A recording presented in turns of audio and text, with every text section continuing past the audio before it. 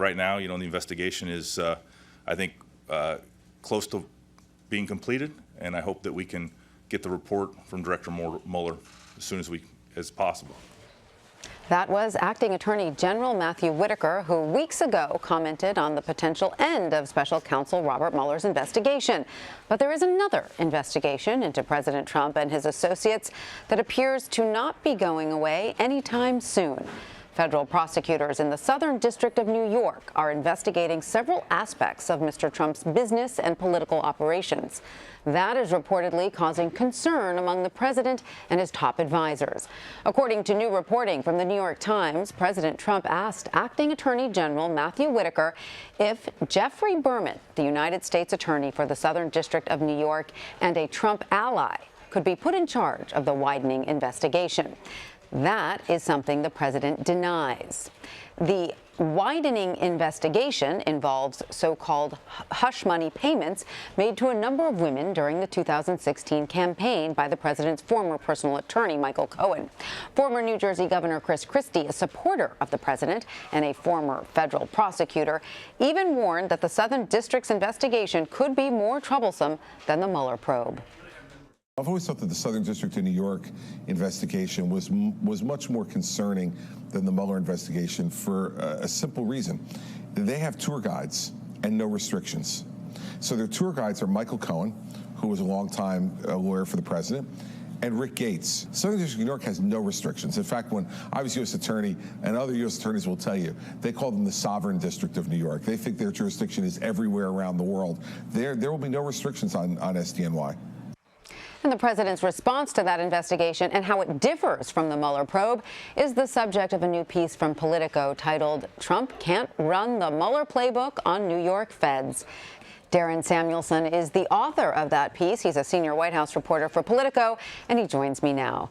Darren, welcome. So great to have you with us. Why exactly is the Southern District investigation so threatening to the president and his associates?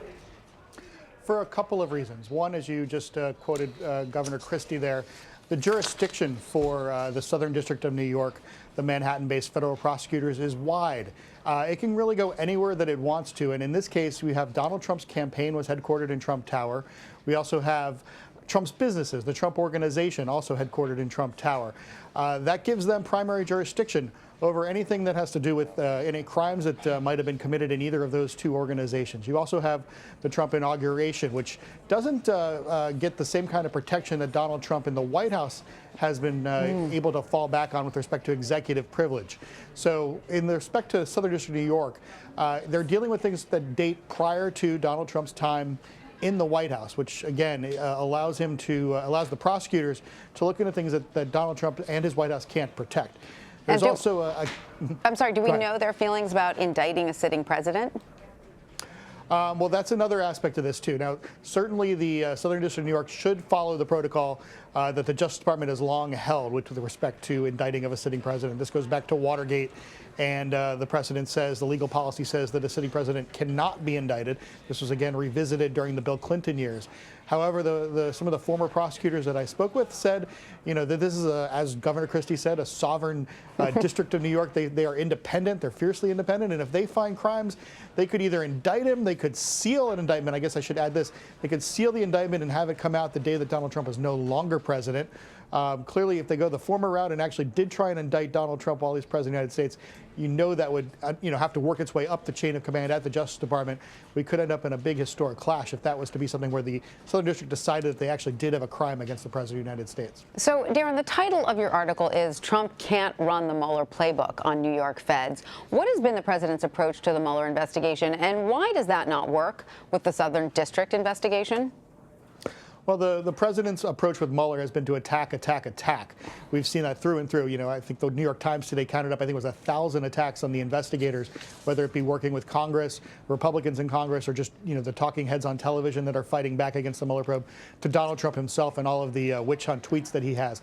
We haven't seen anything like that with the Southern District of New York. Donald Trump hasn't publicly attacked them. No one really knows who the Southern District of New York is. All things considered, Robert Mueller has become a much more famous name in America. You just haven't seen that kind of level of attack. There hasn't been a single attack on SDNY, the acronym from Donald Trump's Twitter playbook. So you got to wonder if they did try and attack these federal prosecutors, it just probably wouldn't work the same way. Now, again, we're talking about it here, and maybe tomorrow we're going to see some tweets going directly after SDNY. But I think that's one aspect of it. The second is the executive privilege part of this, which again, the White House has been able to use that on Mueller, or has threatened to use it on Mueller going forward. We haven't seen anything like that, nor could they use it as they're defending against investigations dealing with the president's businesses or with his campaign. And Darren, you've been following the Southern District and Mueller's investigations closely. What do you think happens next in each of those investigations? Well, the Mueller probe, there's so many pieces that are still up in the air. I know some people in other networks are saying this could be over very soon, but we have a Roger Stone trial that is, on fire right now in Washington, D.C., that the Mueller prosecutors, in partnership with the D.C. attorneys, continue to move forward. We're going to have a big hearing on Thursday. So that just strikes me that case is, one of the bigger cases now still hanging out there that the Mueller team continues to have. I think there's possible more indictments to come. We just still don't know if Robert Mueller is going to wrap things up, or if there are other shoes to fall. And then, the same thing up in the Southern District of New York, no deadline there, and they're looking into everything again from the inauguration and its spending. And there was a subpoena just a couple of weeks ago they're looking into business practices. They want to talk to the Trump organization and some of the executives there.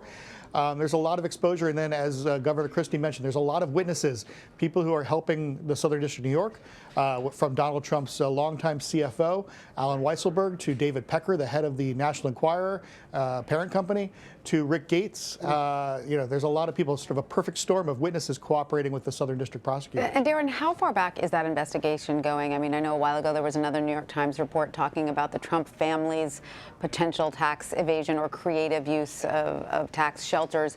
Is that also being investigated? That's a good question. I don't know that I have the answer to that at this point, and they haven't really shown their cards in the Southern District of New York beyond the tea leaves, that we're seeing out of the, request to interview people like the Trump executives and from the subpoena. But you certainly know up on Capitol Hill, the Democrats are banging that drum and wanting to see tax returns and wanting to investigate the banks that Donald Trump's done business with over the last many years. So, these investigations are coming from a lot of different directions. We're talking about federal prosecutors in New York. We're talking about the Robert Mueller probe, and Democrats armed with subpoena power in the House of Representatives. Darren Samuelson, thanks so much for sharing your excellent reporting with us.